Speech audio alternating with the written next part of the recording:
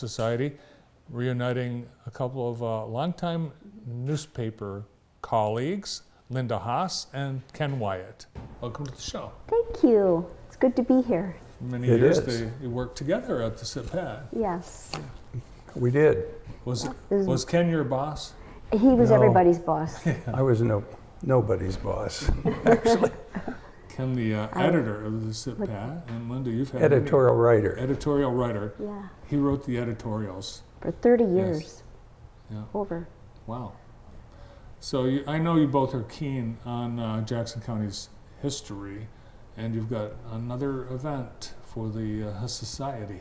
We do. We have an event coming up May 14, and we'll be officially unveiling a historical marker that commemorates really the Poor Farm, which was at one time large piece of property where those without means could live and have a roof over their head and be fed. The house that they lived in is no more, but the cemetery where this marker will be unveiled is the single lens that tells that bigger story. And so this ceremony will take place at the cemetery where over 66 souls were buried, unmourned, Wow. unmarked. But this is our way of saying, you know, we see you and that your presence matters, no matter how important or unimportant you matter, and just to recognize that moment. So since they're unmarked, does it look like a cemetery? I would say not. What would No. you say, Ken? No, it's been the habitation of quite a few critters over the years. There were, until just recently, it was just pockmarked with critter holes, burrows. Oh, good.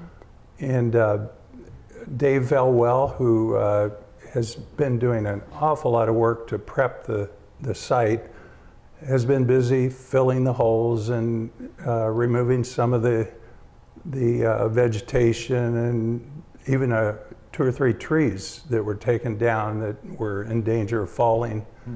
And so an awful lot of work has been doing. This photo here that you're showing, the one that, that one is Pete Janchek, the supervisor of Blackman Township, which currently owns that property, and it's kind of land banked for development purposes. But when they learned that they actually owned the site of the cemetery, that began to percolate in David's mind, and he took a special interest in it. You'll remember the county commissioner, Vern Webster, years ago. Well, I would say that David is a worthy successor to Vern, because he's taken a special interest in that property and has been busily preparing it for the unveiling. Well, that's pretty scary to think that this could have been dug up for Yes. development and bodies.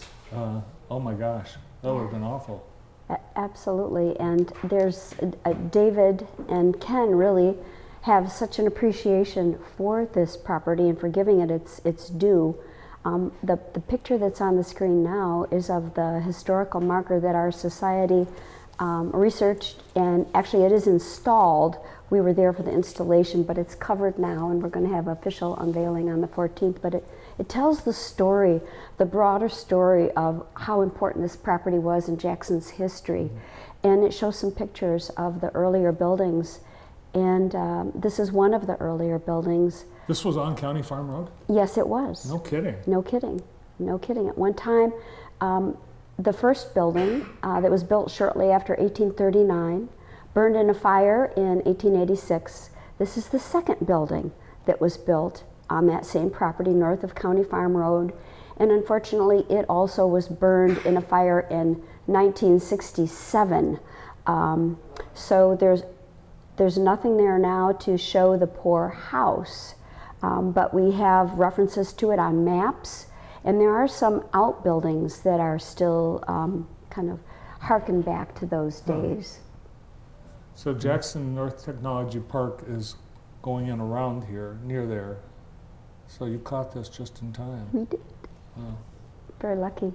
Now, Yeah. the Poor Farm, Ken, the people called it the Poor Farm. I mean, it was like, I remember hearing stories about the Poor Farm, and people would say to their kids, if you don't shape up, we're dropping you off at the Poor Farm. Yes, in fact, I have printed out some of the little vignettes that I picked up from the old digitally preserved files of the Jackson Citizen in those days. And I remember one of them told about a young mother who had been abandoned, and she ended up having her child at the poor farm. And the story was about how this was typical of the kind of pre-safety net situations that the poor farm dealt with long before we had agencies such as we have today, and even Social Security, which was a huge step forward, and Medicare, Medicaid. All of this was our community's primitive way of handling people that really were left stranded for whatever reasons, grew old and feeble, abandoned by their own families. Some of the stories are just heartrending.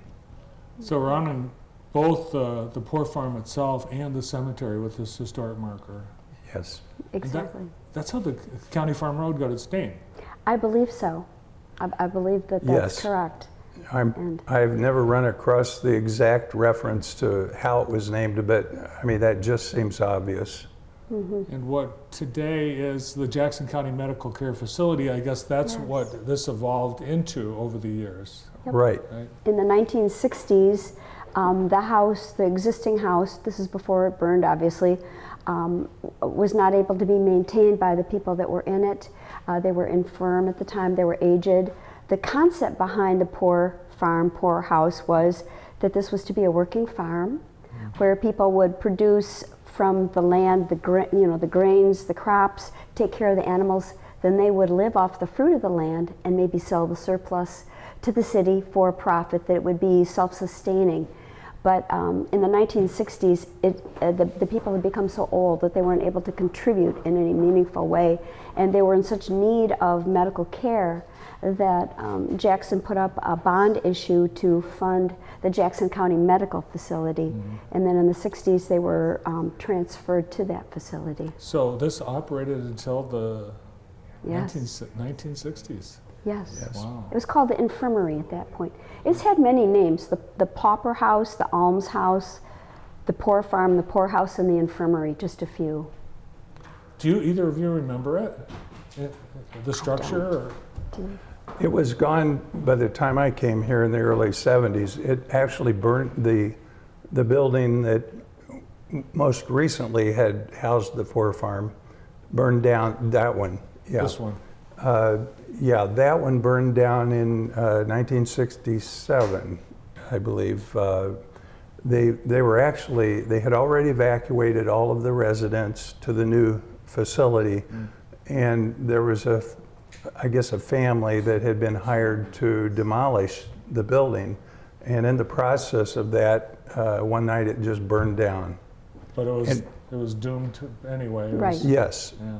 Yeah. There But had yeah. been a previous building there that burned down in 1886 and took the lives of 5 of the residents. And that was just a horrendous tragedy for the entire community. Well, they are very, substantial buildings, and the most recent, they're pretty majestic looking, too. Right. Exactly. And you raised a good point, Ken, because the point of the poor farm property was to provide for people that really didn't have the wherewithal for their homes, for their food, but also for their cemetery expenses. If you can't afford to buy your own food, how can you afford a funeral? So this cemetery was a part of that overall plan, humanitarian plan, to provide for people. And so we know at least 66 souls are buried there. And I have to give a shout out to Deb Hayes-Wolf, who is the Find a Grave expert that lives in Jackson. And she single-handedly specifically identified the people that are buried there. I'm sure many more, but we can identify 66 thanks to her. Wow. So we know now, but there's Yeah. there's no markers. No markers. Huh. Yeah. Wow. Well, it's amazing the research that you and everyone with the society do to uncover all our history. That I think a lot of people, it's a big surprise. Who knew? Speaking of uncovering, just a funny little story. When we were installing when we were with the marker installer from Fritz Signs to install it, and we were digging in this cemetery of unmarked graves, well, we had a little trepidation because we didn't exactly know what was under there, but fortunately it did have a happy ending to the story. We didn't run into anything unexpected. Good. Oh my gosh. We'll just say. Yeah. All right, and now Ken, one real quick question. You wrote editorials for CPEF for so many years. You haven't been able to. If you were able to all of a sudden do an editorial today, what are you just dying to write about?